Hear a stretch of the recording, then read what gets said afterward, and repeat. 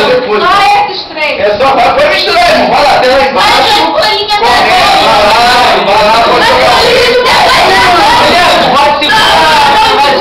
Pode segurar a vasilha. Enche da cabeça. Então, exatamente. Isso.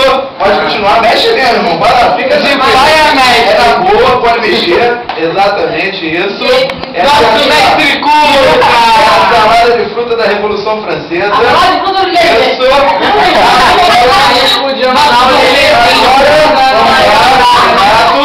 Como é que tá o estilo? Como é que você joga agora o quê? Joga o leite condensado, vai lá.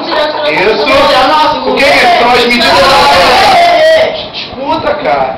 Isso são o quê? São as medidas autoritárias. Pode jogar mesmo. Isso é a raiva do povo.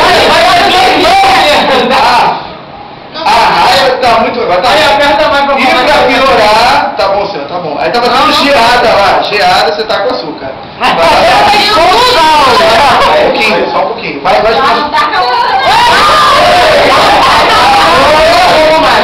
Quando começou a revolução, a zona ficou uma... Agora mistura de novo. Isso. Vai lá.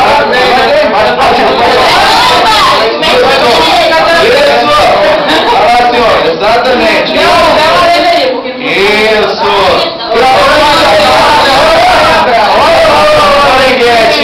Agora tu ficou feliz. Agora a gente começa a laranja, cara. Depois que eu falar duas polícias. A laranja. Pronto.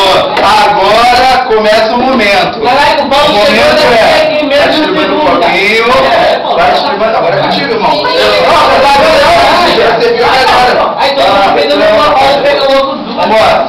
Também, Vai pegando a colherzinha. Cada um, por favor, vai pegando um copinho. Mas fazer Ok. O primeiro copinho da Revolução vai pra Rosângela. Vai lá entregar pra tia Rosângela. Vai lá, pronto. Cadê a colherzinha, senhora? Onde é que é a colherzinha? Vamos posicionar.